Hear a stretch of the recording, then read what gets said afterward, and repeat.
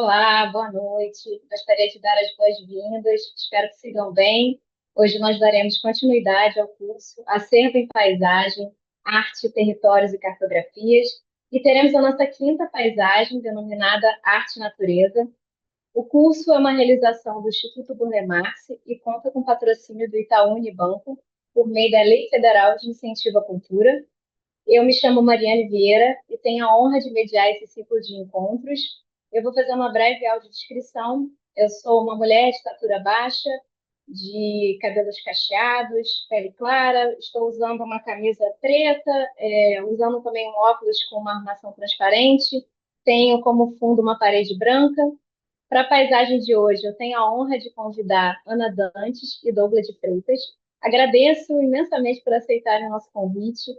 Essa mesa ela tem como proposta abordar os atravessamentos da arte e da natureza, em toda a sua polissemia, a partir dos projetos que ambos desenvolvem e que nos permitem diversas reflexões. Então, cada palestrante, como tem sido a dinâmica, terá entre 20 e 25 minutos de fala.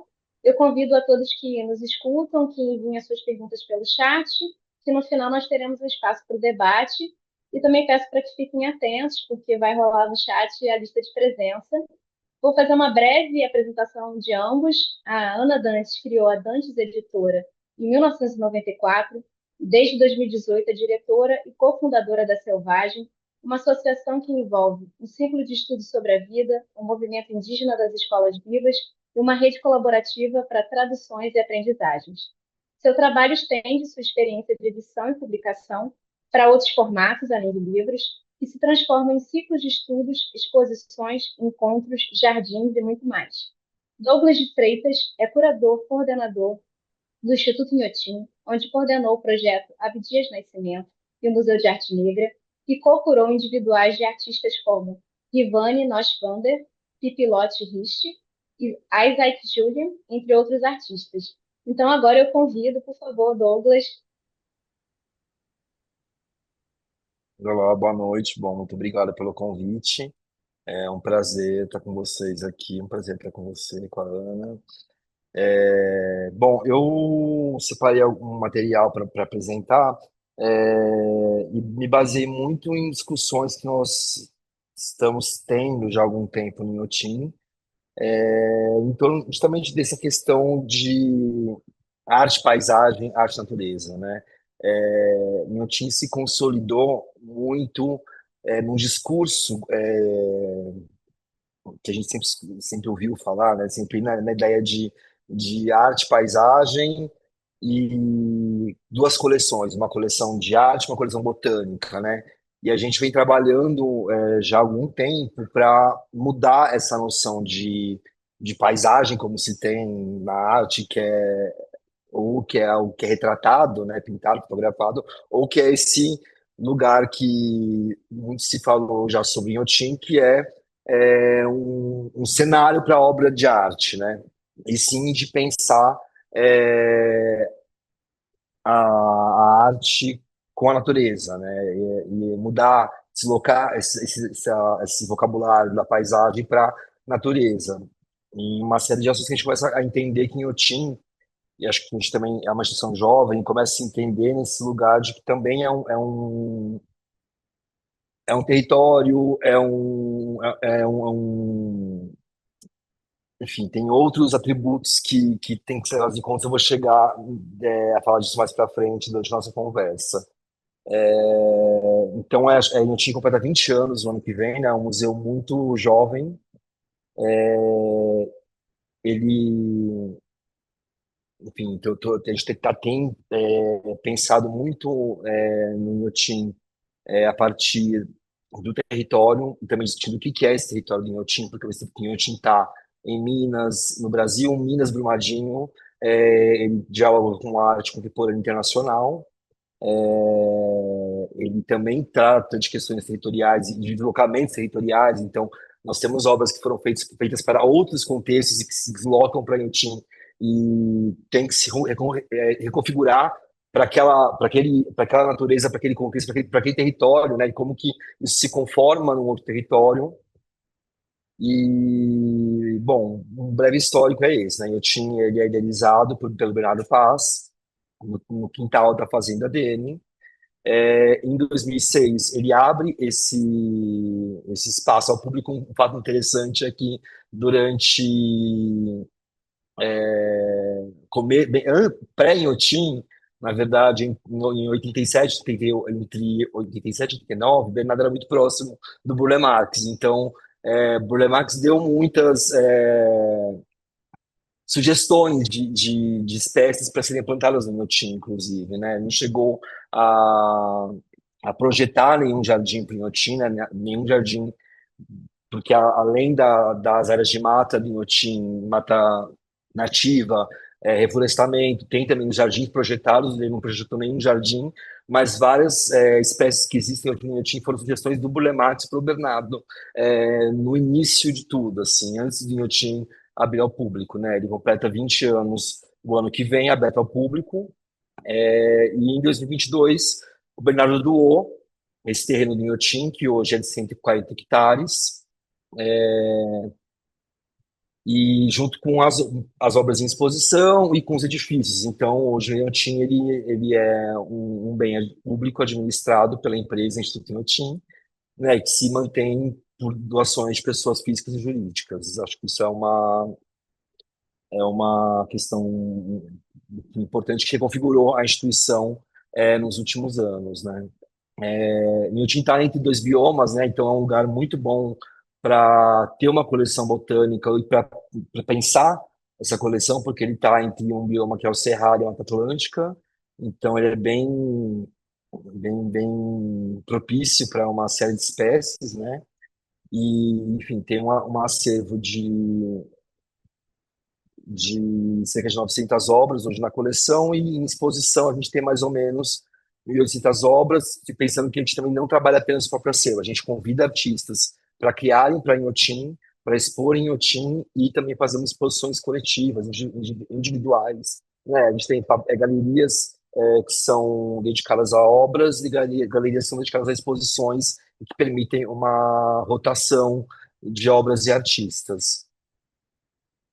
Bom, esse é uma vista aérea do edifício do Educativo, né, que é o Centro de Educação e Cultura Burle Marx, justamente em homenagem. O Bernardo nomeou em homenagem ao Burle Marx, né, justamente por ser o Centro de Educação do Inhotim.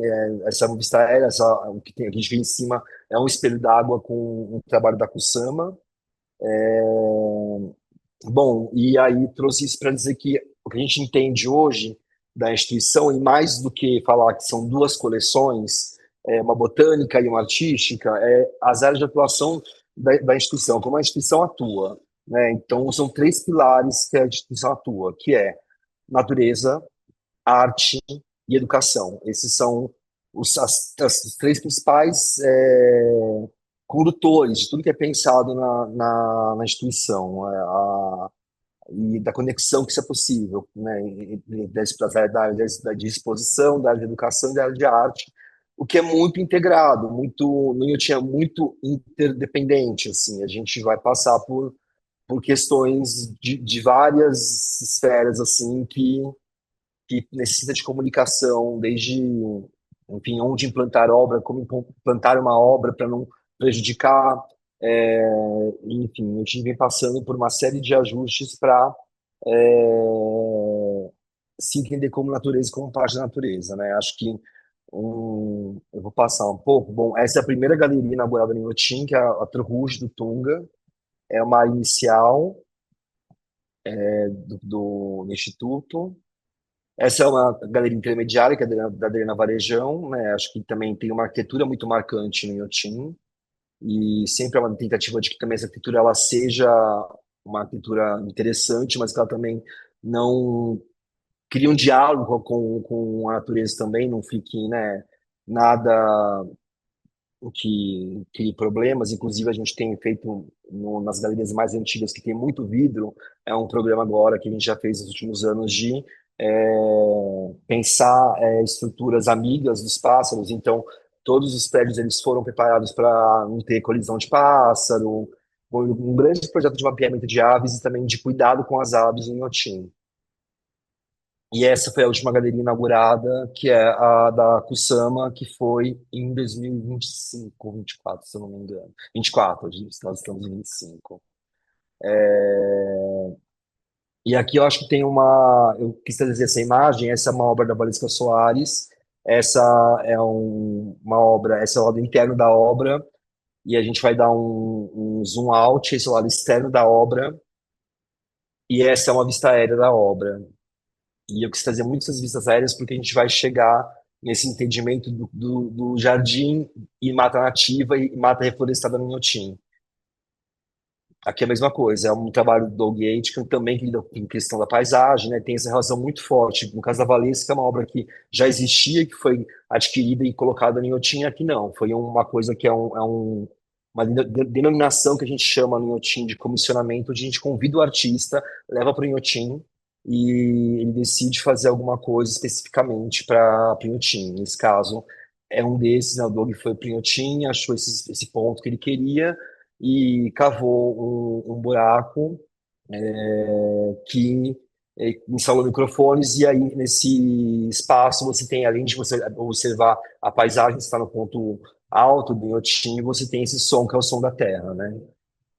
E também tem essa escala dele em relação ao entorno, assim. Então, acho que eu quis trazer essas imagens para mostrar onde está situado o Inhotim nesse sentido da mata, né? Tem muito essa ideia do jardim, dos jardins, né? Da coleção botânica, mas é isso. Tem uma outra conexão que é essa, né? A gente tem uma imagem aérea aqui e a gente vê uma linha branca fininha, que é o contorno do que é o Instituto Inhotim, e aqui as partes de conexão, o que quer dizer o quê? Inhotim, nos últimos anos, bom, mais da metade da área do Inhotim é mata nativa, e nos últimos 30 anos, que é mais da metade da vegetação que existe no Inhotim também, da parte reflorestada, né, de jardins, isso consolidou um cinturão, ele conecta duas áreas de mata nativa agora, né, Inhotim é um ponto de conexão. E isso traz para o Inhotim um outro lugar de, enfim, de um outro papel no território, na biodiversidade, enfim, existe um fluxo de animais no Inhotim, a gente tem que saber cuidar desses animais, né? Eles passam por lá, eles transitam entre essas duas áreas de mata através do Inhotim. Então, esse também é um dado que ajuda a entender assim esse papel do Inhotim, que não é uma coleção botânica, mas sim uma instituição que também está pensando em natureza, que está pensando, né, está se pensando como uma relação não só de arte e natureza, mas em práticas sustentáveis. Assim, a 100% da água consumida no Inhotim ela é tratada. 100% do esgoto consumido do Inhotim, né, gerado pelo Inhotim, ele é tratado. Então, também tem cada vez mais uma tentativa da instituição de potencializar essa relação com a natureza. E aí, também, quando a gente fala de natureza e não de paisagem, entra outras chaves de possibilidades, que é justamente você não desconstruir a ideia de um cenário para a arte, né, e sim de pensar outras naturezas, então outras noções de natureza. Essa é uma das obras de uma das exposições do Abdias Nascimento no Inhotim, que é uma homenagem ao Oxóssi, que é o Orixá da Mata. É, essa exposição está em cartaz da Rivani, por exemplo, onde ela tem essa instalação, onde ela recria as cartas do jogo War, e ela inclui uma única carta, que esse território, que é o Aquífero Guarani, porque também é um território que vai passar a ser de disputa. Então, aí, quando o Inhotim passa a pensar também né, seu lugar como na natureza, passa a discutir também a natureza, não só no lugar, né, de ser cenário, mas também de ser política, ser território, de preservação, de quem ocupa esses espaços. Esse também é outro trabalho da exposição da Rivani, que está agora em cartaz no Inhotim. Esse é um trabalho da Lona Vitra, que é uma artista mineira, jovem, que também trabalhou, enfim, a noção de paisagem ligada à religião com essas pedras que são pedras do Inhotim, né, que são essas pedras de minério que é muito presente na região, tanto é que tem, né, muitas mineradoras na região. Pensando também assim, a Luana trabalha com isso, pensa muito também que o ferro é um elemento também ligado aos orixás, e, enfim, tem toda uma lógica também de pensar a natureza e a paisagem a partir da religião ou de outros conhecimentos, outros saberes, né? Essa é a Galeria da Cláudia Bujar, é o trabalho da Uira, é uma exposição que abriu esse ano, que na verdade é uma revisão da Galeria da Cláudia Bujar, que a, a gente fez um trabalho, foi curado pela Beatriz Lemos, que é minha companheira de trabalho, e pela Varusa, também são daqui, também é daqui da curadoria, que convidaram artistas indígenas para integrarem a galeria da Cláudia Bujar. Junto, a Cláudia participou do processo, viu os artistas, viu as obras. A galeria da Cláudia se mantém, né? A galeria tinha, acho que quase 600 obras, hoje ela tem, da Cláudia, né? Hoje ela tem cerca de 400 obras da Cláudia, incluímos 100 obras de artistas indígenas que trabalham com vídeo, foto, principalmente, né? Numa discussão de linguagem também. E muito bom poder fazer isso com a Cláudia entre nós também, e com ela conhecendo os artistas, ela poder pensar também essa galeria que completou esse ano 10 anos, né? E poder pensar como isso, enfim, retorna, ou é revisto agora com novas, enfim, com novas, um novo conhecimento, né? Essa é uma exposição que acabou de abrir também, que é do Edgar Calel, que é um artista da Guatemala, e que traz também uma noção de território, de natureza, ligada à cultura dele e à ancestralidade dele. Então, é isso, é uma ideia de natureza e de cultura através de uma outra, de um outro povo também, né, que não é nossa cultura. Então, também como é pensar esse território, não só o território Brumadinho, mas o território, outros territórios possíveis e como eles se apresentam em diálogo ou em ruído com o nosso território. E esses são trabalhos mais antigos também, que, bom, são obras que eu curei, mas eu queria falar sobre porque também trazem uma outra noção, que é quando a gente começa também a entender e puxar Inhotim como território, pertencente a, a Brumadinho, que era um trabalho que começa a ser feito mais a partir de 2019. Então, nesse projeto, essa é uma obra da Lúcia Có, né? Foi um projeto que inaugurou, acho que começou em 19, inaugurou em 21, por conta da pandemia, que foi a Lúcia Có e o Rômulo Vieira Conceição. E a gente propôs que o Lúcio e o Rômulo ficassem entre um mês e 2 meses em Brumadinho. O Rômulo ficou um pouco mais, que além de Brumadinho, viajou por outras cidades do entorno do Inhotim e pesquisassem o território. E aí, a partir disso, pensassem um trabalho para Inhotim. Então, esse é o trabalho da Lúcia, que também dialoga com essa ideia de construções, das galerias, né? Então, isso a Lúcia coletou durante essa permanência em Brumadinho, uma série de caixas de papelão, também tem caixas de curaquejo, como são essas imagens que estão aqui. E, enfim, a ideia da Lúcia foi ocupar tanto Inhotim quanto a cidade. Ela observou na cidade uma proliferação de outdoors por conta de uma especulação imobiliária que tem na cidade, por conta da, né, da indenização que as famílias receberam, inclusive, né, do montante financeiro que a cidade circula. E aí ela cria esses outdoors, que são essas caixas que ela encontrou em Brumadinho e região, e aí ela ocupa esses outdoors da cidade com esses trabalhos e ocupa também o Inhotim com esses trabalhos, com essa ideia de que o Inhotim, né, ele é quase um anúncio de uma nova galeria, ou ele é uma arquitetura de luxo, e na cidade ele está ocupando esse espaço publicitário com uma imagem que não anuncia nada.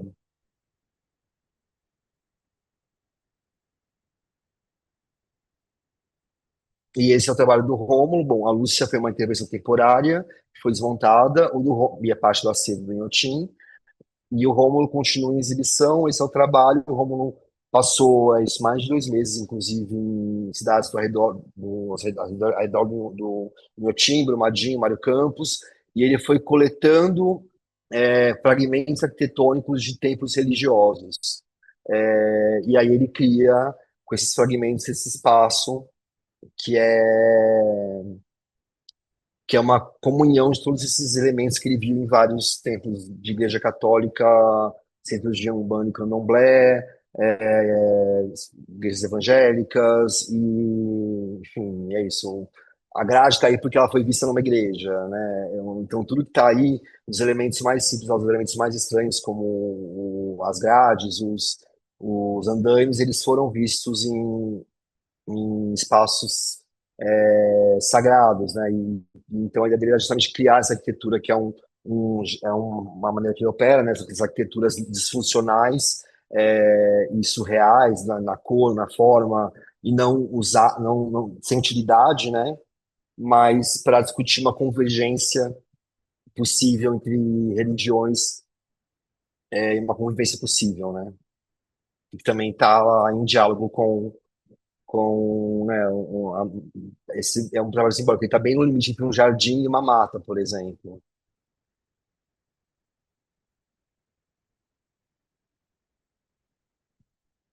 E esse é o último trabalho também que eu trouxe, que também parte desse princípio, mas já é mais recente, inauguramos no ano passado, é um trabalho da Rebeca Carapiá,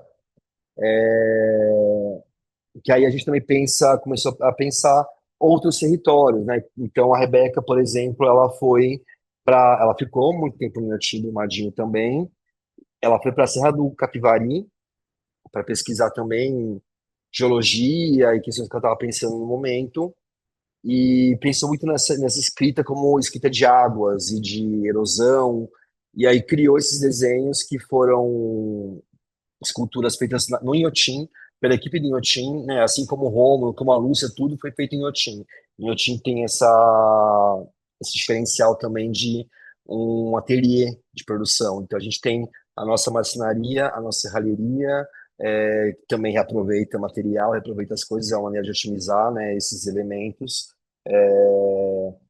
E os artistas trabalham lá, então a Rebeca ficou lá trabalhando, o Rômulo entregou, enfim, é mais complexo, entregou um projeto que a gente fez no Inhotim, mas tudo que é feito, tudo que a gente vê no Inhotim, grande parte é feito lá. A gente tem uma equipe muito qualificada de produção de obras de arte, né? A gente, por exemplo, o Inhotim é o único museu do mundo que tem uma obra da Kusama produzida fora do ateliê, que é o Infinity Room. Assim, todos os outros museus têm que eles produzem no ateliê, no Japão eles importam a obra completa, a gente produziu no Inhotim. Então, assim, tem uma qualificação na produção de obras, no ateliê de produção de obras, que é reconhecida internacionalmente, né? Vocês produzem, enfim, e confiam na nossa equipe para isso, depois se conhecem também para produzir. Então, a Rebeca trabalhou também nas nossas oficinas do Inhotim.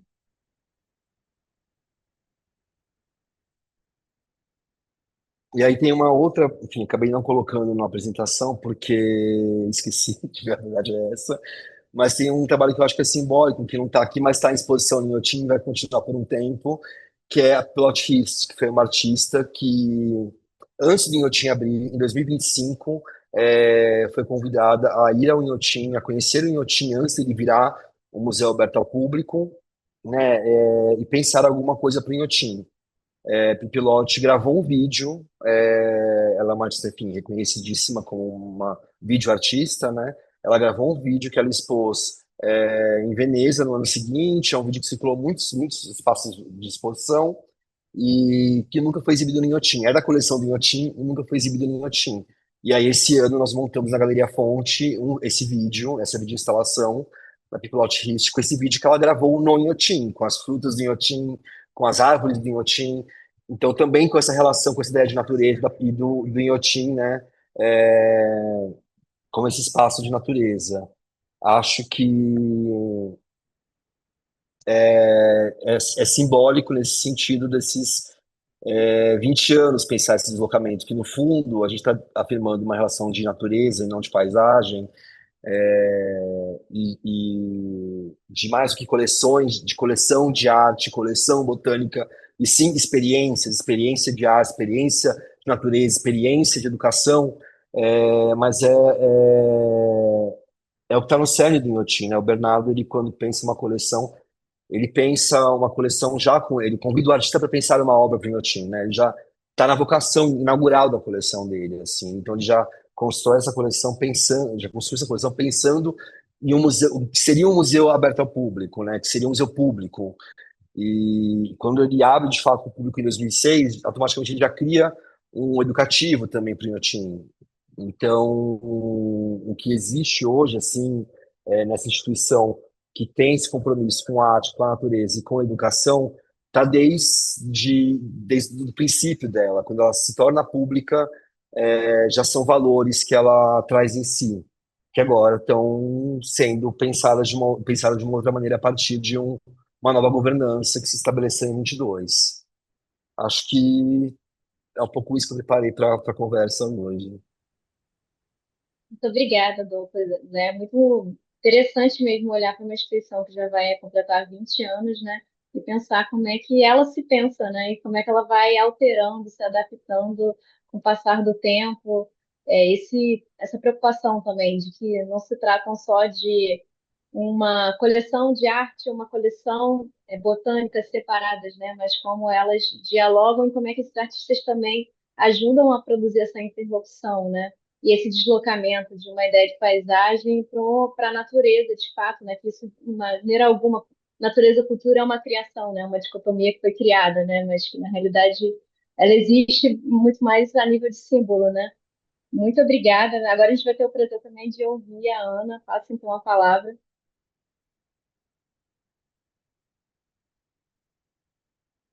Ana, você está Tá, meu mudo. Sim. Boa noite. Muito bom. Obrigada, Mariane. Obrigada ao Instituto Burle Marx. Douglas, muito bom te ouvir.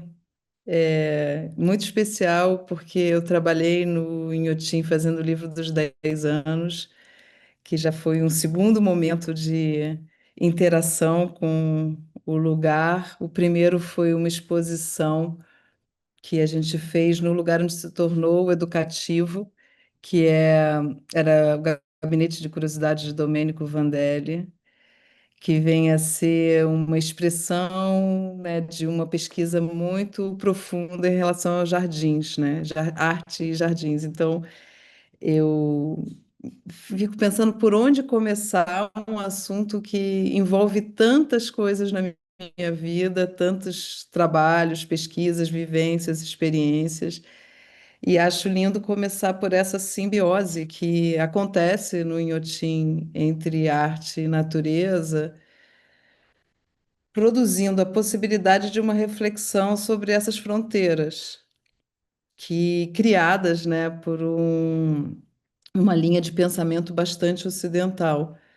Essas fronteiras entre e essa dificuldade de agora renomear, né, território, paisagem, usar a palavra paisagem, que tem uma beleza, o fato quando você imagina que vem de um país, né, de você poder estar produzindo um país naquele lugar, um novo mundo, né, um outro mundo a partir de um jardim. E eu acho que dentro dessas pesquisas que eu comentei, é muito interessante o percurso que aconteceu editorialmente, dentro do meu trabalho, eu sou editora, mas que aconteceu a partir da relação com as plantas e elas conduzindo esse percurso. E em um momento eu fui trabalhar pesquisando um naturalista que nunca veio ao Brasil, mas que criou os primeiros jardins botânicos de Portugal. E por isso um jardim botânico foi feito no Rio de Janeiro, porque esse jardim botânico criado em Portugal foi uma escola para o futuro rei, para Dom João VI, que nem era da linha sucessória, mas ele foi criado como uma escola viva para os príncipes. E a questão do conhecimento da natureza tinha uma grande importância para o entendimento do território nesse momento, né? Então, esse projeto foi um projeto muito grande, que deu origem a livros, caixa com muitos documentos transcritos e preparados para edição, chamado Gabinete de Curiosidades do Domênico Vandelli. E essa exposição que foi feita no Jardim Botânico foi para o Inhotim, eu não me lembro muito qual o ano, acho que 2009. com o Luiz Erbini, que inclusive a gente achava que a conversa em algum momento seria com o Luiz. Por que aí esses fios vão não acabam? Porque, de fato, eu fiz um livro, antes de tudo, com o Luiz Erbini e com o Ali Salomão, a partir das caminhadas no Jardim Botânico. O poeta, o Ali Salomão, preparou um livro chamado o livro é Toda Colaboração Misteriosa, e ele é um poema para o falando de jardins, e ele encomenda ao Luiz um desenho e o Luiz fez uma carta poema resposta. Então, assim, essas caminhadas que cruzavam poesia, arte, reflexões, se tornaram livros e os livros se tornaram exposições, e essas exposições foram levando esse meu percurso para a floresta, né? Onde eu trabalho há muitos anos também. E aí eu trouxe para compartilhar e mostrar isso, na verdade, o percurso que a gente criou dentro do Selvagem sobre o mundo das plantas, aonde ele aparece, como ele norteia uma série de publicações, porque de fato, para mim, assim, não é tão complexo hoje em dia falar dessa separação, jardim, aqui é mata, porque uma mata é um jardim de outros seres, né? Pássaros estão fazendo suas casas, insetos, fungos, é moradia, é existência, espíritos. Então, ela também é, de certa forma, cultivada por outras formas de ser não humanas, né? Então, é também um jardim, né? Um jardim de Gaia, a mata. E tudo é jardim, de certa forma. E então a gente vem trabalhando essas reflexões de várias maneiras. Audiovisuais, né? Tem Flecha, a selva e a seiva, que é bastante sobre as plantas mestras, edição de livros, que aí tem o livro do Inhotim, que tem vários volumes dentro, Futuro Memória, Arte e Natureza, Inhotim, Estado de Espírito. Também já publiquei um livro sobre as paisagens particulares do Burle Marx com a Ana Rosa Oliveira, que é um livro bem interessante também, onde eu fui entrando nesses mundos, né? E esse entendimento de que o Vandelli, naquele momento ali, século XVIII, ele está vindo de um mundo onde os jardins eram feitos com essa expectativa de medicinas, né? De plantas medicinais dentro de mosteiros, de conventos. Esses depois jardins começaram a abarcar as plantas que a expansão marítima acabou trazendo, né, para a Europa, plantas que começaram a ser aclimatadas em jardins. Tinha jardim no Pará, né? O primeiro horto botânico do Brasil é no Pará, para aclimatar essas espécies que começaram a circular na mão e nos bolsos de naturalistas, pesquisadores, discípulos de naturalistas que estavam viajando. Então, existe esse momento das viagens filosóficas. Existe depois esse momento desses primeiros jardins urbanos pós-revolução industrial, que existe uma separação, né? Muita gente vai trabalhar na cidade e como eles vão restituir o lugar de origem, e são criados esses jardins, principalmente na Inglaterra, sinuosos, que vão inspirar bastante Glaziu quando vem para o Brasil e Burle Marx a partir de Glaziu, e esses jardins vão virando arte, né? Vão se transformando num lugar de desenhar junto, em colaboração com as plantas. Eu acho que hoje a gente vive um outro paradigma, que é o paradigma de entender, né, que a gente está dentro de uma esfera, que essa esfera toda é um jardim, que o jardim é um planeta, e não mais que a cidade é que contém o jardim, né, que a cidade ela está contida dentro do jardim, que ela tem que começar a se relacionar de uma maneira menos predadora com o que é chamado de natureza. Então, esses materiais, se puder mostrar essa tela, pode ser legal. Não sei se tem aí a tela do percurso. Eu não sei nem como é que. Ah, eu compartilho? Ah, tá bom. bom. Então, peraí. Não sei se eu vou conseguir aumentar ela aqui. Tá aparecendo já? Então, isso aqui é um percurso, é o que a gente chama, ops, Ah, ele tá pondo ou eu? Eu achei melhor talvez eu colocar ou ele, peraí.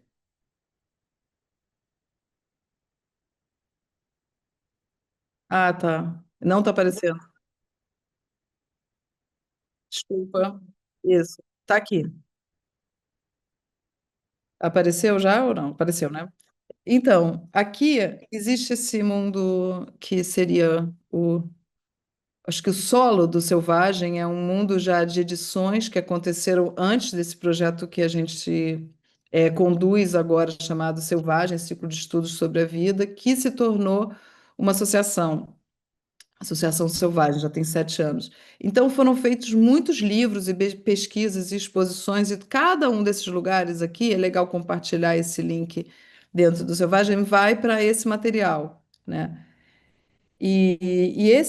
Esse trabalho grande com o povo Runicuim é um trabalho muito matriz de tudo que vem acontecer depois, porque realmente é um trabalho onde eu comecei a trabalhar junto com os pajés nos jardins medicinais, nos jardins dos pajés e nos jardins onde essas plantas não são outros, são parentes. Elas fazem parte da mesma família dos humanos. E, e aí isso é muito profundo e muito uma memória assim onde o fio dessa memória não se perde. Desde antes do mundo existir até agora, ela não teve uma quebra. E essa provocação que isso gerou fez com que, junto com a Ailton e com outras pessoas, a gente criasse um ciclo de estudos sobre a vida, abarcando também saberes tradicionais indígenas e de outras matrizes. Aqui é parte desse material conectado com o mundo das plantas. O que que acontece aqui, né? Então, em cada lugar, por exemplo, não sei se dá para ver o botãozinho eu girando aqui, dá ou não? Tipo, então, cada livro, né? Esse livro aqui, o Mibaia Cá, é um livro sobre os saberes das plantas a partir dos conhecimentos indígenas, a nomenclatura botânica indígena. O Barbosa Rodrigues foi um diretor do Jardim Botânico do Rio de Janeiro e, em 1905, ele faz um discurso no Congresso de Ciências, ele falava a língua geral, em Engatu, e ele fala como é que o saber das plantas não deveria vir a partir dos livros só, que o saber das plantas é um saber que vem dos pajés, dos ribeirinhos, que vem dos conhecedores das plantas. E como os nomes das plantas, como Bougainville ou qualquer nome de planta que é uma associação a uma homenagem a um cientista, desloca da nomenclatura indígena que traz todo um conhecimento a partir de quem aquela planta é, como ela pode ser usada, o que ela diz no seu corpo, quais são os seus usos. E e aí, esse é um dos primeiros livros que o Selvagem publica. Aqui tem o Regenerantes de Gaia, produz todo um ciclo de estudos que aí vai falar sobre a questão das plantas até nas roupas, no algodão e também nos jardins, na Terra Preta. O Eduardo Góes conversa com outros convidados. Então, os livros vão se tornando ciclos de estudos. Serpente Cósmica é a partir do uso da ayahuasca e do que isso provoca em relação à possibilidade de acessar o micromundo, né, o mundo microscópico, onde o DNA e enfim, essa elipse não, o cromossomo formam as serpentes, enfim, é um livro muito importante para a gente. E a gente publicou um outro livro do Jeremy Narby sobre plantas mestras, tabaco e ayahuasca. Esse livro, Antes do Mundo Não Existia, é um livro super importante no sentido de que ele é a partir da criação do mundo, antes dele existir, né? É óbvio, mas é o Ipadu e o tabaco que fazem a concentração de Ebaburó, que é a avó do mundo, e ela começa a pensar na humanidade, no surgimento de um mundo e como esse mundo vai existir. E aqui vão tendo vários cadernos que são todos gratuitos para leitura, né? Cadernos da Elce Lagru, do Emanuele Coccia, cadernos da Crista Quá, tudo isso, todos esses aqui são cadernos que podem ser acessados. É só linkar e entra na página. Eu vou evitar entrar nos links porque entram em outros mundos. Existem vídeos também, né, como o vídeo da Inheri, que é todo uma série de filmes sobre como os Guarani entendem a Mata Atlântica e nomeiam a Mata Atlântica como esse lugar que tem a ver com o som, com a umidade e com um lugar onde os espíritos, as almas se banham. E aí quem conduz esse ciclo é o Carlos Papá, que é coordenador, é um cineasta, enfim, é um pensador, um curador que mora na terra indígena do Rio Silveira e onde tem uma das escolas vivas. E aí todo esse jardim acho que de encontros, de pensamentos e reflexões, moveu a associação ao Selvagem se tornar uma associação onde a gente colabora com projetos em territórios indígenas.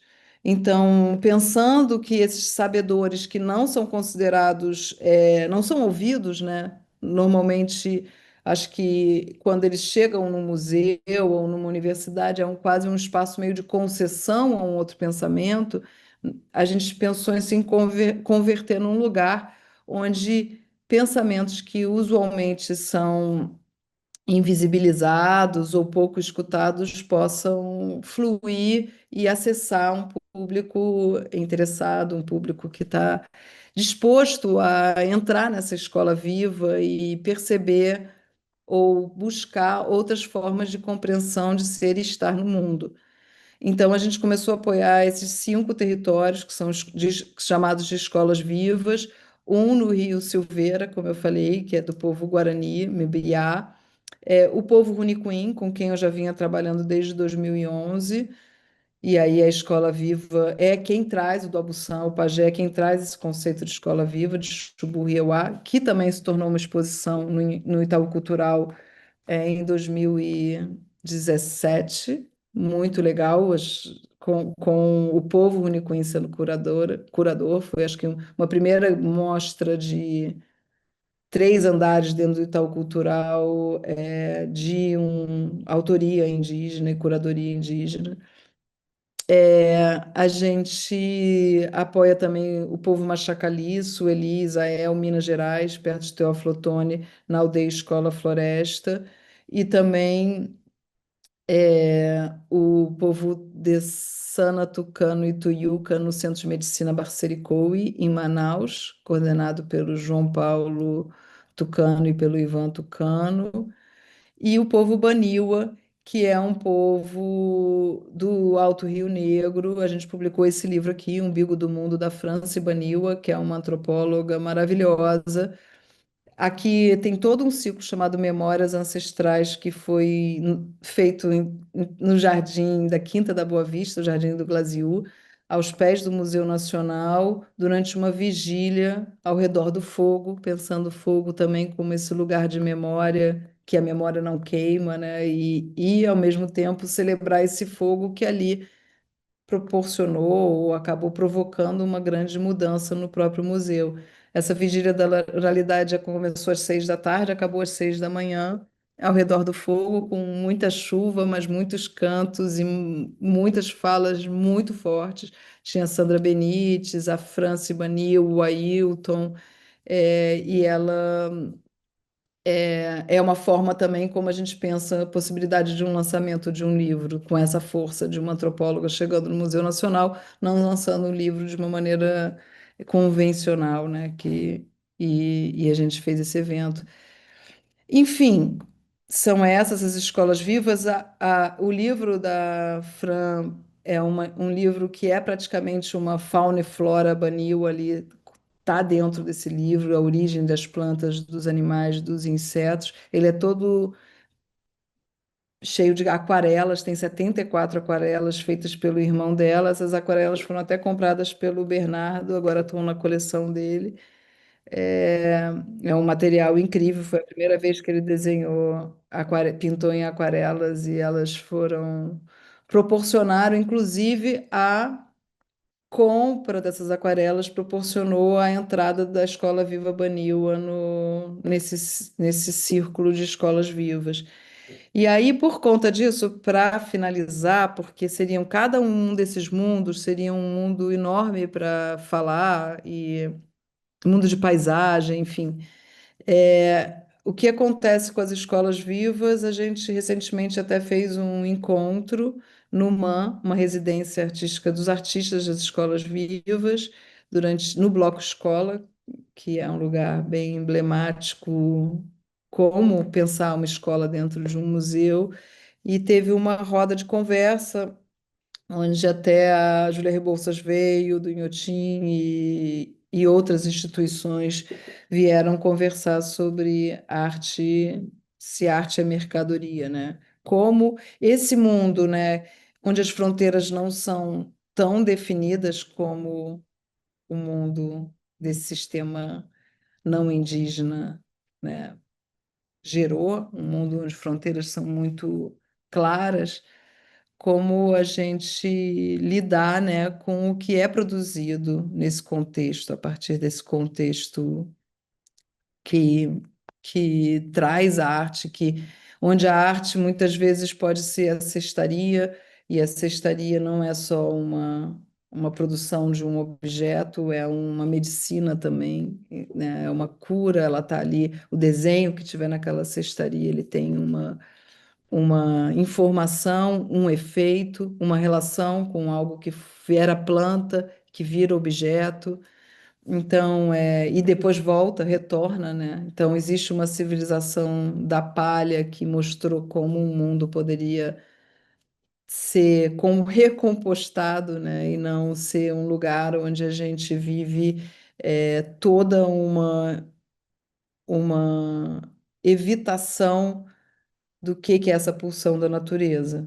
Por conta da força que ela tem, eu acho que a gente acabou desenvolvendo um, um planeta muito medroso, né, em relação às pulsões que vêm da Terra. É isso. Muito obrigada, Ana. É realmente incrível, né? Tudo que o Selvagem está produzindo, né? É realmente uma produção de território contínuo, né? Usando várias mídias, mobilizando muitas pessoas, grupos, muito material, inclusive, aí gratuito, disponível, né? Então, essa preocupação de que alcance cada vez mais pessoas. Então, é um prazer te ouvir. Muito obrigada. Eu vou aqui coordenar a dinâmica, trazer um pouquinho dos comentários que foram feitos durante as apresentações e as perguntas. Então, a Silvia falou em relação, né, em Inhotim, como é que a paisagem e a arquitetura são obras de arte que abraçam essas obras em exposição e que realmente a oportunidade de ir a Inhotim que ela teve, ela sentiu falta de um roteiro botânico, né? Então fica aí também uma pergunta, né? Porque assim, eu já fui há muitos anos atrás, eu lembro que tinha um roteiro, mas eu também não sei quando é que ela foi, né? E como isso está agora. Mas muitos elogios, né? E, inclusive também sobre o projeto Selvagem e esse lugar assim de uma das perguntas, por exemplo, aqui do Vitor, né? Se você acredita, Ana, ainda ser possível a reconstrução dessa conexão mais profunda e simbiótica que os povos originários tinham mesmo nos dias de hoje.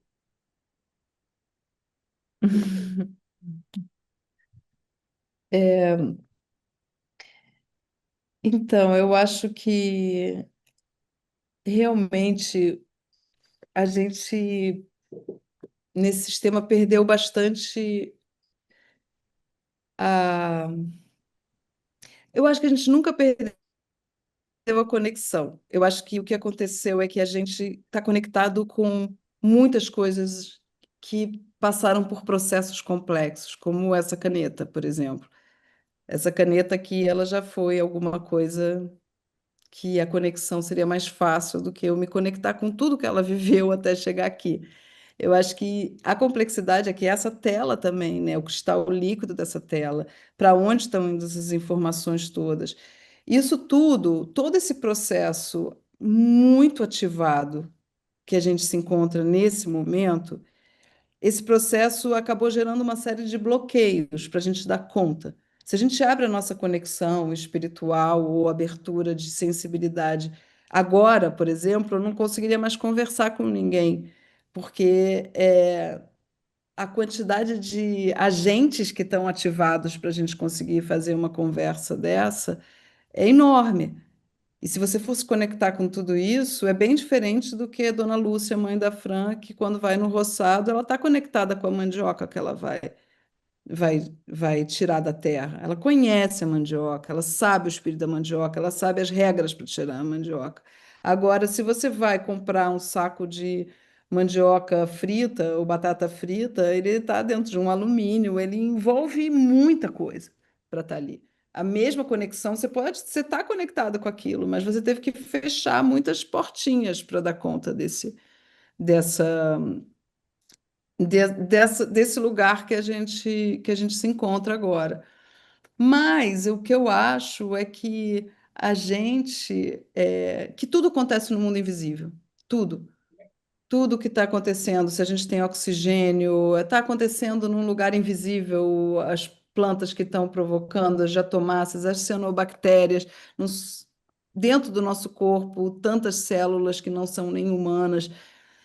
E então a gente não é a gente que vai produzir nada, são eles que estão produzindo. E eu acho que o que a gente pode fazer habita bastante a micropolítica, habita muito um lugar que são de escolhas saudáveis para a gente, para o planeta, para quem está ao redor.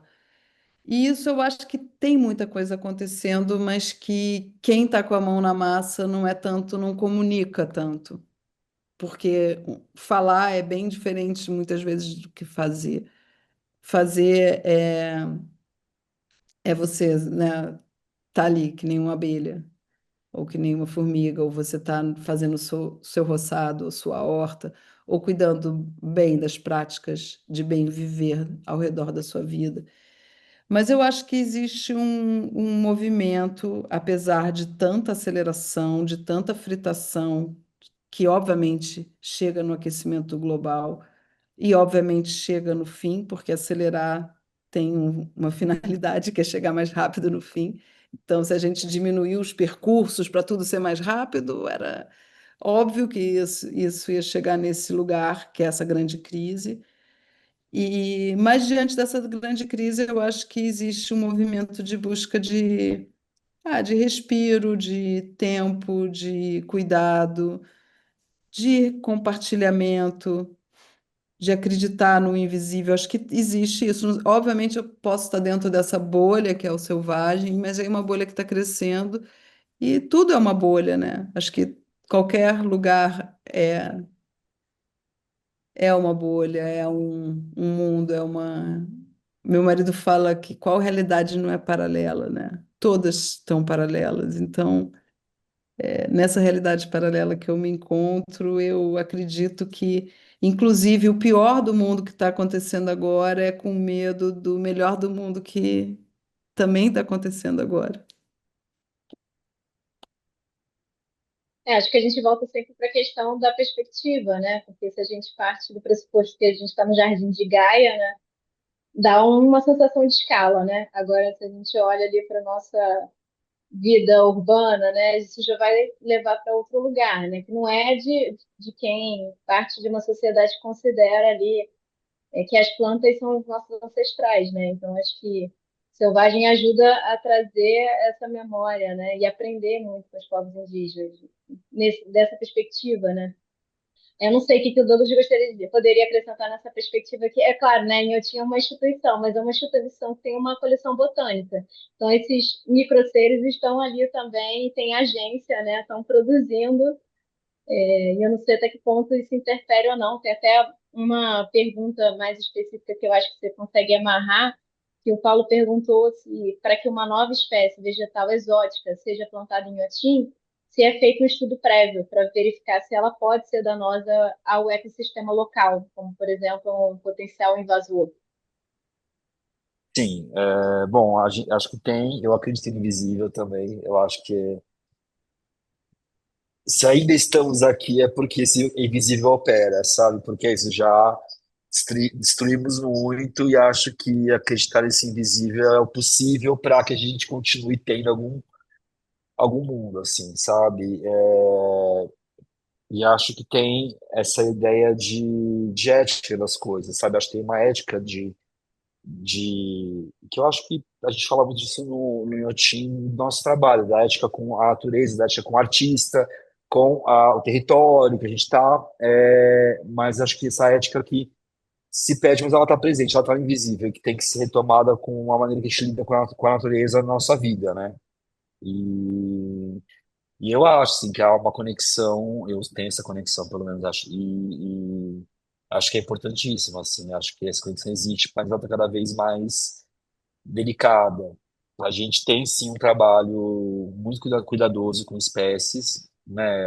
Tem esse dado que, bom, primeiro que a gente tem um mapeamento de espécies, as espécies, não tem uma rota botânica no Inhotim, ela tem uma identificação, que acho que foi o primeiro comentário, né, de algumas espécies, e tem um guia que, no mapa do Inhotim tem os destaques botânicos, inclusive, mas mais do que isso, eles têm um estudo de como essa espécie ela vai se conectar com aquele território, e é isso que eu falei hoje, que é esse estudo que mostra que não só a mata que já existia lá, mas a mata que foi reflorestada e os jardins que foram feitos, muito deles com espécies que não são nativas, né, da região do Brasil, eles fazem um papel nessa conexão dessa área e criam essa região propícia para uma saúde da terra, né? Então, é feito um estudo sim para que essa planta não destrua essa conexão, né? A gente tem hoje, bom, tem áreas de reserva de patrimônio natural em volta do Inhotim, e a gente tem animais no Inhotim, né? A gente tem, por exemplo, felinos no Inhotim, que tem uma equipe treinada para poder remanejar quando aparece em áreas bom, de dia não aparece, mas, por exemplo, já vi cobra no Inhotim, já vi veado no Inhotim, é comum. Então, ela tem uma equipe preparada para levar esses bichos de volta para a área de reserva. E se esses bichos estão lá, é porque esses jardins que foram construídos, essas áreas que foram reflorestadas, elas criaram essa conexão entre as reservas e as matas nativas, né? Então, tem uma preocupação extrema em tudo que é feito lá por conta disso, porque enfim, uma espécie invasora traz um animal que desequilibra, é o equilíbrio, né? Desequilibra o ambiente todo, e aí se perde essa construção que foi feita nos últimos 30 anos na região. Eu acho que também me lembrei aqui dessa perspectiva que a gente também sempre parte do pressuposto como se de fato existisse uma mata totalmente virgem, né? Eu acho que você tem uma coisa que os povos indígenas ensinam, é que essa mata também é uma construção, né? De muitos povos, muito manejo ali, né? Tem um exemplo conhecido, né, da mandioca, né? Como é que precisou ali de muito tempo, né? Até que aquela mandioca se tornasse comestível. A gente também tem vários espécimes, né? Com a própria ideia de exótico, né? De alguma forma, né, ela pode sempre ser tensionada, né? Bom, a gente tem várias perguntas, vou tentar aqui fazer com que a gente tenha tempo para responder a todos, né? Eu vou perguntar agora para a Ana. A Isabela, nossa diretora executiva, né, perguntou qual o nome do naturalista português e o nome do jardim em Portugal. Ah, tá. Então, o naturalista ele é italiano, chama Domenico Vandelli, e ele saiu de Pádua em acho que 1700 e alguma coisa, e ele foi para Lisboa depois do terremoto, quando Lisboa justamente pensou que estava sendo punida, né? Acho que em Portugal por conta da Inquisição, que foi o último país que acabou com a Inquisição, com os autos de fé em praça pública. E aí teve um grande terremoto, e aí veio acho que essa visão meio do Voltaire, sabe? De que é hora de cultivar o próprio jardim. E aí eles fizeram o Jardim da Ajuda, que é bem ao lado do Museu do Ajuda, lá em Lisboa. Nesse jardim você vai ver um lugar com uma porta amarela, era onde o Vandelli viveu, quando ele viveu lá, mas ele também fundou o Jardim Botânico da Universidade de Coimbra. Ele foi professor em Coimbra e ele orientou bastante pessoas que nasceram no Brasil, no sertão de Pernambuco ou em Minas Gerais, o neto da Chica da Silva, pessoas que iam estudar em Portugal, porque não tinha universidade no Brasil, voltavam ao Brasil como correspondentes naturalistas. Então, o mais legal desse trabalho é a parte assim que vai ver o que o Manuel Arruda da Câmara fez no sertão de Pernambuco, o estudo de plantas que podem substituir o cânhamo no Brasil, as bromélias, que a Flávia Aranha, que trabalha com roupa, usa esse livro para as pesquisas de tecido têxteis. É, e era um manuscrito quando a gente publicou. E aí tem outros, várias pesquisas muito interessantes sobre plantas, mas que também, acho que para mim foi um percurso de chegar nesse mundo de quando o mundo escrito entrou na Terra e conversou com povos indígenas. Então tem livros só com desenhos de plantas e com os nomes, né, comuns das plantas, não com os nomes científicos. Enfim, é o Domênico Vandelli. Mas eu gostei muito também que você trouxe do Barbosa Rodrigues, né? Porque ali já está uma semente da etnobotânica, né? Então, esse cuidado de Sim. lembrar que as pessoas ali que vivem naqueles territórios, elas também nomeiam e elas têm um conhecimento que a ciência depois chegou e aí deu um outro nome, né? E aquilo resolveu, de alguma forma, ganhou uma existência, né?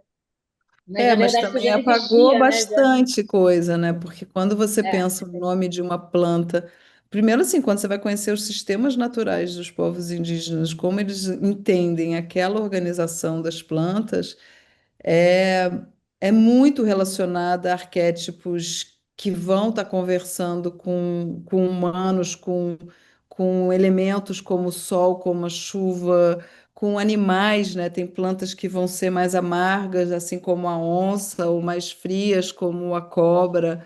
E aí é todo um sistema muito complexo que um nome científico some. Ao mesmo tempo que ele cria uma primeira rede, né, no mundo, que é usar um nome em latim que todo mundo pode conectar e um sistema que vai crescendo, mas ele também acabou que a gente perdeu, né, assim, muita, não escutou, né, não olhou para isso e não aprendeu, que é isso que a gente busca um pouco, né, aprender um pouco. ele deu de alguma forma a autoria, mas era na mentalidade do século XIX, né? Então, É, assim, era o que era possível, né? Acho que tanto que um projeto como Selvagem agora mostra quanto que a gente pode fazer diferente, o quanto que a gente ganha quando faz diferente, né? Eu vou sim. trazer agora uma pergunta da Tatiana para o Douglas. Como é que o OTIN se sustenta? Os ingressos conseguem pagar as despesas? Como os investidores repassam verbas? Doações, projetos culturais? Qual a contrapartida de Inhotim para investimento de uma empresa que não tem nada a ver com a cultura, por exemplo? Como incentivar esse mercado privado a investir na cultura sem visar exclusivamente lucro? Bom, várias questões dentro da questão, né? Mas eu acho que é, sobretudo, né, como, da onde tem essa fonte de renda, né, para poder fazer acontecer todos esses projetos. A fonte de renda do Inhotim, como todos os museus praticamente do país, é Lei Rouanet, né? A gente inscreve nossa programação e nossa manutenção na Lei Rouanet, e faz a captação, tanto de empresas, que aí tem, enfim, diversos contrapartidas de acordo com, né, com o projeto ou com a doação, com a doação não, com repasse via Lei Rouanet, né? E também tem patronos, amigos em OTIN, doações privadas. Essa é a principal fonte de renda do Inhotim. Existem alguns projetos que vêm, enfim, via muito específica, via Ministério Público, principalmente para a área botânica, para, enfim, manejo de espécie, para, enfim, carbono, tratamento de água, de esgoto, mas o principal mesmo para a manutenção do Inhotim é doações e Lei Rouanet. A bilheteria, como a maior parte dos museus no Brasil, muito baixa o retorno para a manutenção da instituição. É sempre uma questão, né? Como é que a gente financia todos esses projetos, né? A Silvia trouxe, que lindo tudo isso, né? Falando sobre a sua fala, Ana, e disse que queria saber um pouco mais sobre a sua produção literária. A Colocou minha, aqui pessoal? também. É, Então, assim, muitos textos da Selvagem eu escrevo, eu fiz uma série chamada Flechas Selvagem, que são textos que produzi a partir dos livros, das pesquisas do Selvagem. Mas eu acho que a forma como eu me expresso é muito também sendo um instrumento para outras vozes, né? Edição é um trabalho muito criativo, mas também é um trabalho de se você invisibilizar, né, o caminho para que aquele conteúdo possa florescer. Então, eu sinto que, assim, me sinto muito feliz de trabalhar nesse lugar também, de produzir um terreiro, um lugar possível de outras vozes se manifestarem, mais do que algo que tenha um protagonismo individual. veio uma pergunta, Douglas, da relação da Tatiana, né, da relação do jardim com o espírito, tem tudo a ver com a espiritualidade de Oxóssi e Burle Marx. Porque na última paisagem, né, a gente teve a oportunidade de ouvir um pouco da a professora Vera, trouxe a pesquisa dela, que ela fez durante o pós-doutorado, e ela mostrou como apareceu assim, imagens que têm a ver com Oxóssi. Então, quando você estava falando, eu lembrei justamente disso também, né, a sincronicidade, né? Quando você trouxe a obra do Abdias, né?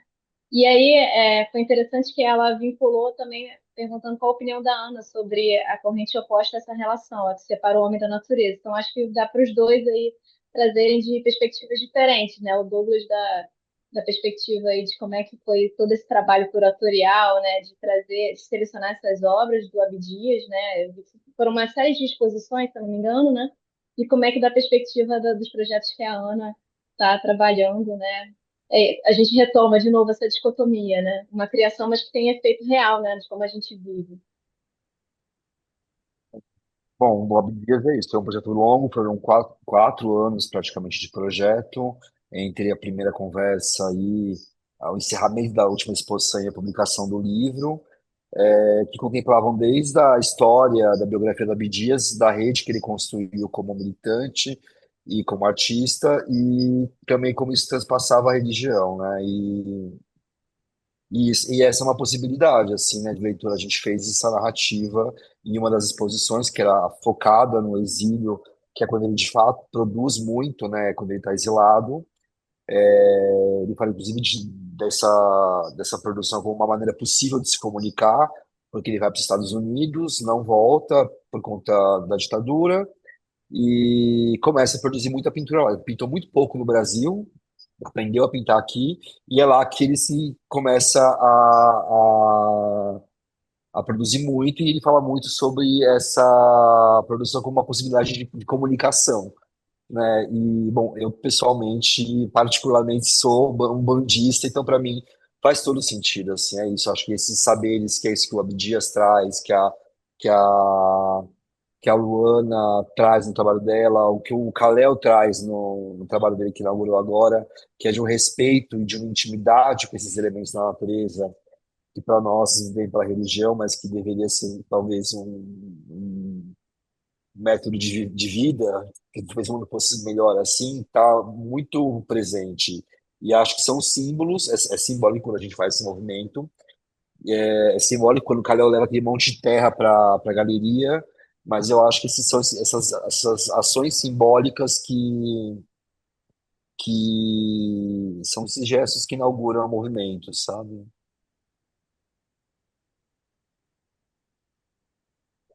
E, Ana, o que você pensa dessa. Como é que a gente consegue superar, né? Afinal, essa dicotomia, né?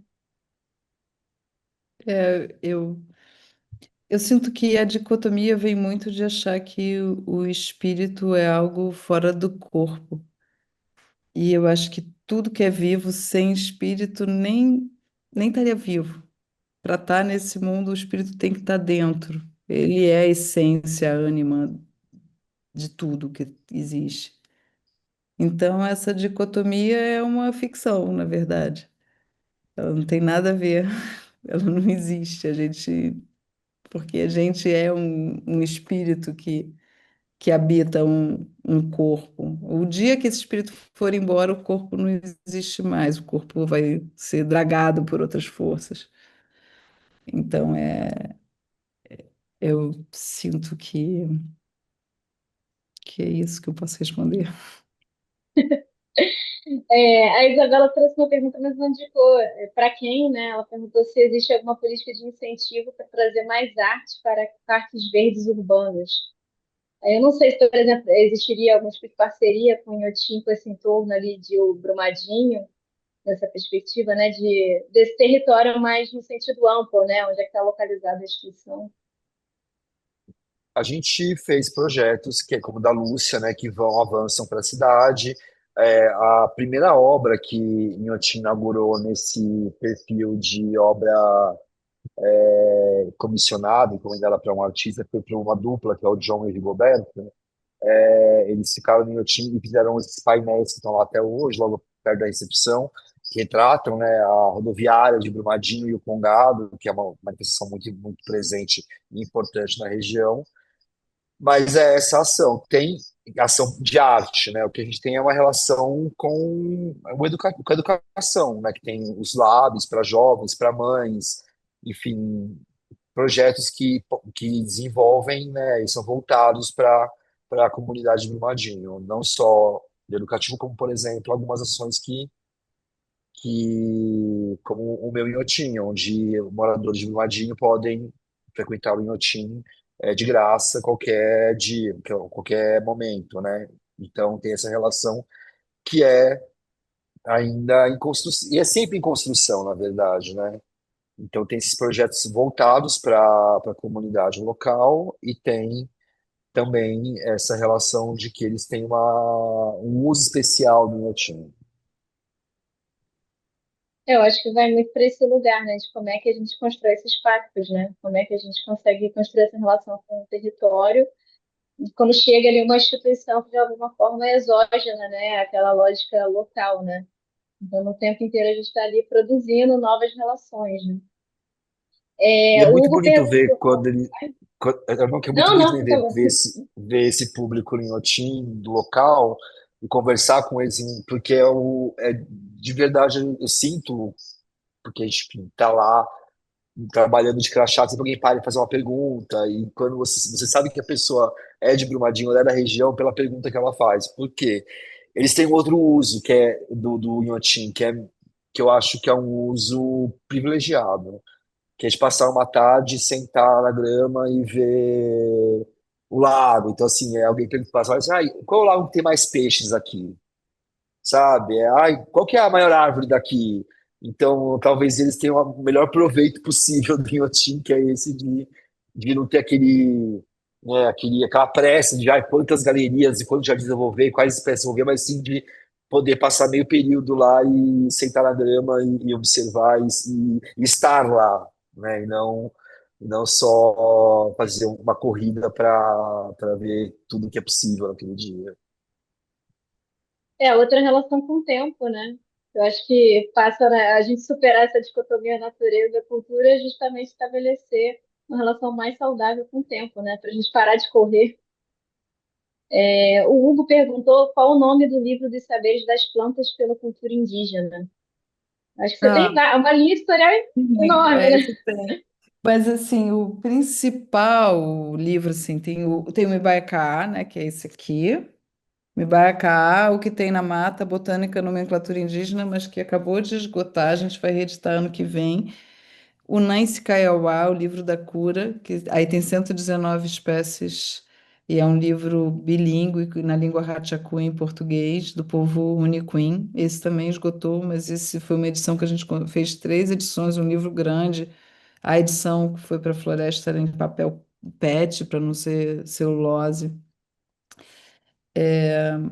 O Plantas Mestres, aí vão tendo outros livros que vão sendo livros. É legal entrar no site do Selvagem, nesse percurso que fica dentro da página de ciclos de estudos. No site da Dantes tem os livros que estão ativos. A gente está lançando um livro agora na COP, um manifesto pelo florescer da diversidade. que é um livro de dois antropólogos ingleses, e é um livro ilustrado por artistas das escolas vivas, por mulheres artistas das escolas vivas, pela Thais Dessana, pela Sueli Machacali, pela Yaka Queen.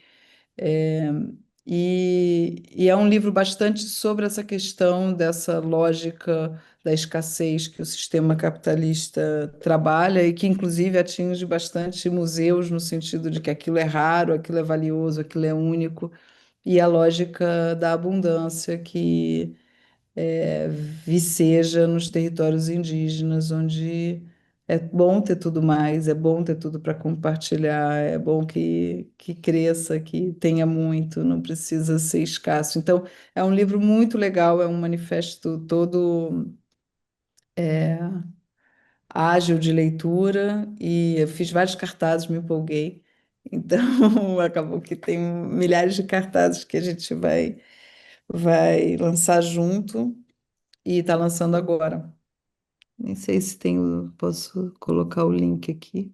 Ah, não tenho no chat, eu não estou vendo as pessoas que estão Não, mas depois a gente assistindo a gente. compartilha, não Depois tem vocês problema, compartilhem, que é legal. com certeza. Até tem uma curiosidade, né? Como é que se faz essa seleção? Por exemplo, vocês têm uma relação de longo prazo com essas comunidades, né? Até muito pela perspectiva ali das escolas Sim. vivas. E como é É que uma chegam rede. essas ideias editoriais, assim, de vamos fazer um livro como esse que foi feito com os Municuim? Então, o dos Runicuim veio muito por dentro do Jardim Botânico do Rio de Janeiro, que depois que eu fiz a exposição do Vandelli, eles foram procurados por uma comitiva representando um pajé que vinha sonhando há mais de 20 anos com a publicação de um livro vivo. E como a exposição era muito transdisciplinar, né, tinha uma residência do Luiz Erbini no meio, tinha eles falaram, talvez a Ana possa fazer esse livro. E aí aconteceram muitas coisas mágicas e lindas para que eu, um mês depois do convite, fui para a Floresta começar esse projeto. Mas as escolas vivas, a seleção é realmente uma rede muito afetiva, são pessoas que começam, vêm falar dentro do selvagem e continuam a a trazer, né, saberes e compartilhar seus saberes, e em algum momento aquilo pode ser um abraço maior e se tornar. As escolas vivas não têm um tempo de duração, vamos apoiar por um ano, 2 anos, a gente quer que seja para sempre, que sejam mais. Então, a lógica da abundância não é um discurso, é algo que a gente pratica e vive essa experiência. E os livros também, eles vêm muito assim. Os próximos livros a gente faz pouquíssimo. A Dantes tem 30 anos, mais de 30 anos, é uma editora mínima e muito lenta. A gente faz poucos livros, fica mergulhado nos livros, mas ao mesmo tempo eles não deixam muito de existir. Eles têm esse pensamento de ser um livro vivo, que é o livro que a pesquisa ativa muita coisa, e depois que ele nasce, não é um produto que é colocado na livraria e aí fique por conta própria. Ele é algo que continua acordando e entrando em diálogo com outros livros, né? E com outros ciclos e com outras pessoas. Então a gente entende muito que tudo que está acontecendo no Selvagem é um livro vivo, é uma escola viva, mas também é uma rede de afeto, de colaboração, é uma experiência disso. Não é fácil. Até eu pensei que a pergunta dos apoiadores viria para a gente também. Fiquei pensando, Ah, mas por favor, agora que você trouxe, não, é porque a gente fica realmente curioso também assim, para saber. o Selvagem ele não começou pensando grande, começou bem pequeno, como rodas de conversa, a gente captando, a gente não tem nenhuma lei de incentivo, por uma opção mesmo de pensar que a gente quer muito que essa lógica da abundância esteja nessa prática também. Então, a gente tem vários apoiadores, nenhum é grande, nenhum é master, nenhum é uma empresa grande que a gente não saberia muito bem dialogar com o sistema. E tem um jardim botânico de Hong Kong, que apoia através de um projeto que eles têm com comunidades na Ásia, na África e no Brasil, e a gente é um dos apoiados, mas também tem outras fundações, nenhuma com um valor grande, é uma costura muito trabalhosa. e uma repartição de recursos, assim, é uma caça que alimenta muita gente, sabe? É uma divisão de recursos bem horizontal e, e é assim. Então, tem pessoas físicas, tem artistas que entendem que se sentem nutridos por isso e sentem de compartilhar, porque sabem que aquilo vai chegar em pontas importantes. E aí a gente, quando resolveu abraçar as escolas vivas, que é um recurso que a gente deposita 8.000 em cada um, não é um recurso grande, mas é um recurso contínuo, que é raro em projetos. Então já está no terceiro ano, que a gente deposita para 5 territórios um valor mensal que a gente quer aumentar. Então a gente foi atrás dos nossos apoiadores e falou: a gente está fazendo isso, vem com a gente. E eles vieram. E também algumas pessoas físicas vão entrando no site, que ontem saiu do ar a nossa parte de apoio, mas depois eu vou compartilhar com vocês e as pessoas podem apoiar. É É muito assim. bonitinho, uma rede de nutrição mesmo, né? As pessoas ali que Sim. vão somando a causa, né, e fazendo acontecer esses projetos que são fundamentais. Veio uma pergunta, Douglas, para você sobre como funciona o ateliê de Inhotim, se existe algum tipo de formação. Seria ótimo, né? Até outras instituições aprender com a experiência de vocês. E aí eu já vou até emendar, porque a Tatiana perguntou sobre o nome do artista da obra aqui de Oxóssi, mas se eu me lembro bem foi o Abdias, né? Mas não sei se tem outros aí que você possa também trazer. Aquela aventura da Abdias que eu mostrei, enfim, que retratou no seu trabalho vários orixás e de várias maneiras. Bom, ateliê, isso é um know-how de Inhotim, assim, o funcionário mais antigo, que é o coordenador do ateliê, que é o gerente do ateliê, na verdade, que é o Elton, ele mora em Brumadinho. Ele trabalha no Inhotim. Antes do Inhotim, ele montou a obra do Matthew Barney. Ele estava lá quando tudo foi produzido. E hoje ele que coordena esse espaço. Ele é um espaço que a gente chama de CAL, que é o Centro de Artes e Ofícios do Inhotim, que é esse espaço que tem uma área que é a marcenaria, a serralheria, e tem esse ateliê que vai se moldando de acordo com o projeto. Então é isso, trabalhamos com Mônica Ventura e era um monte de terra no ateliê e palha no ateliê. Agora com Caléu, muita pedra, com a Luana, metais, então fibra de vidro, quando é o caso. A gente produziu a obra da Grada Quilombo aqui no Inhotim também, então as madeiras foram todas, cortadas e queimadas no ateliê. Então é um galpão que vai se adaptando para realidade de cada obra, que também faz o restauro das obras e faz a manutenção também contínua dessas obras, né? E a formação é meio interna, assim, é isso, é o Elton que está lá há muito tempo e que vai aprendendo com cada artista e vai passando para a equipe dele, assim, e é muito específico, na verdade, também. A gente traz, por exemplo, quando a gente restaurou o Matthew Barney, já faz acho que uns 5 anos, veio 3 pessoas do estúdio do Matthew para treinar a nossa equipe.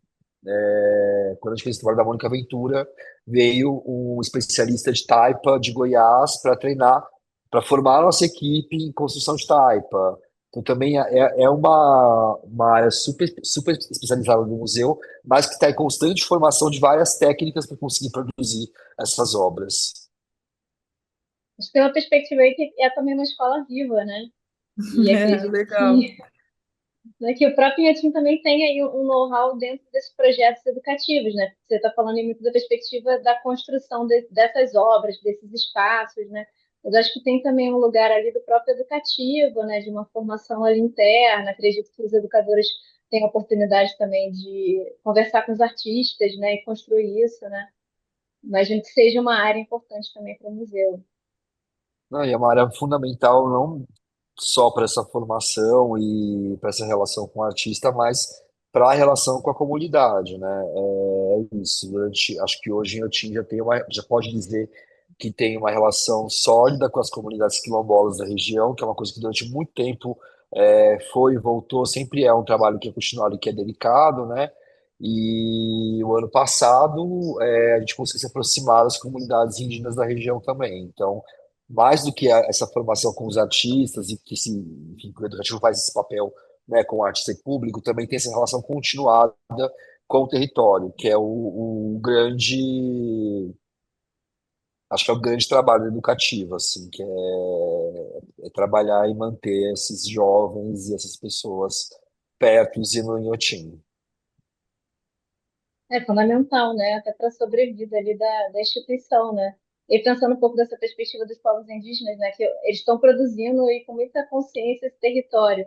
Mas como é que é o uso desses outros suportes que eles estão produzindo, que é um pouco a nossa linguagem, né? Então, esses livros, esses audiovisuais, né? Fico um pouco curiosa, Ana, para saber qual é o uso, né? Então, os Manicunha foram publicaram esse livro, né? Como é que circula ali entre eles, né? Vocês têm, assim, esse retorno? Sim, o livro da cura foi publicado em 2000 e... Peraí, deixa eu tentar lembrar qual era o ano daquilo. 2014. Eu comecei a trabalhar em 2011, 2014.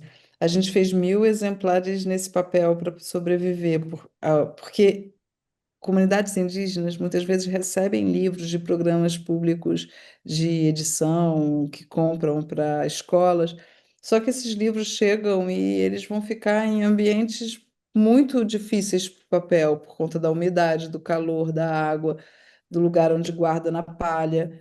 E aí a gente fez esse livro em papel PET. Se eu for lá agora, quem tem o livro vai estar sobrevivendo dentro, às vezes, de um barco. Eu encontrei o livro em vários lugares, às vezes na palha do guardado, enfiado na palha da maloca. Então, esse livro teve uma circulação, mas principalmente eu acho que ele teve uma circulação no seu conceito mais básico de ser um livro vivo. E essa ideia é porque coisas que aconteceram durante a sua realização, que foi um encontro de pajés, de 23 pajés, são 36 aldeias, até agora mais, ao longo de dois rios, Tarauacá e Jordão. Então, nessa região, esse encontro de pajés, que durou mais ou menos uns 15 dias, esse primeiro encontro, ele produziu um parque de medicina, coisa que eles não faziam de uma maneira eh, muito. Era uma maneira mais, o parque acompanha, te acompanha, você tem o seu espaço, mas provocou essa possibilidade de você organizar suas plantas a partir das famílias e tal, e ao mesmo tempo um fortalecimento do que é um pajé, porque nas comunidades indígenas do Acre, por exemplo, o agente florestal, a parteira, o agente de saúde, eles têm até uma verba do governo. O pajé, ele é a grande liderança espiritual, a grande liderança a sua participação é fundamental para que aquela comunidade esteja viva, e ele não tem um lugar de valorização, né? Então, mas ao mesmo tempo, esse livro ele provocou uma série de encontros e de reconhecimento desses mestres mais velhos, né? A capa são quatro pajés mais velhos juntos conversando. E a verdade é que se não tiver um mais velho, uma cerimônia nem tem tanta força, né? A presença dele acho que fortalece muito. Então, ele teve um efeito no Jordão muito forte, que é um efeito até que talvez agora ele precisaria até ser retomado, porque naquela ocasião existia isso, né? Existe a cidade, existe o boné, existe o forró, existe a cachaça, existe uma série de seduções. E para os jovens são muito fortes. E naquele momento fortaleceu muito os chanás, que são os jovens cantadores. Teve uma grande preparação de muitos chanás que saíram pelo mundo fazendo cerimônias de certa forma, revegetalizando ali, levando essa forma de ver o mundo, de cuidar do Runicuim.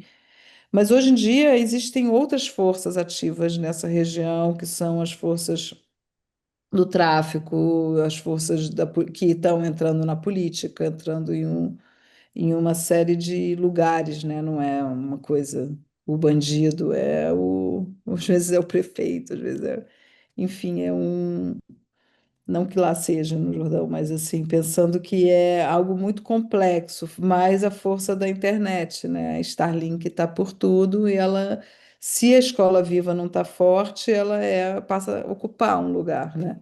um lugar com bets, com pornografia, com uma série de outras coisas que existem no mundo não indígena.